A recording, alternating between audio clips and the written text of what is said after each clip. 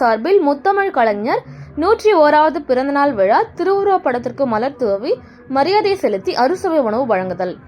சென்னை அடுத்த பம்மல் 11வது வார்டு காந்தி நகர் பூங்கா அருகில் மறைந்த முன்னாள் முதல்வர் டாக்டர் கலைஞர் அவர்களின் 101வது பிறந்தநாளை முன்னிட்டு 11வது வட்டக்கழக செயலாளர் சாலமன் என்ற சுகுமாரன் ஏற்பாட்டில் சிறப்பு அழைப்பாளர்களாக கலந்து கொண்ட பம்மல் தெற்கு பகுதி கழக செயலாளரும் பம்மல் மண்டல குழு தலைவருமான வே. கருணாநிதி கலந்து கொண்டு கழக கொடியேற்றி திருவுருவப் படத்திற்கு மலர் தூவி மரியாதை செலுத்தி பொதுமக்கள் மற்றும் துப்புரவு பணியாளர்களுக்கு இனிப்புகள் மற்றும் சுமார் 500க்கும் மேற்பட்டோருக்கு அறுசுவை உணவு வழங்கப்பட்டது.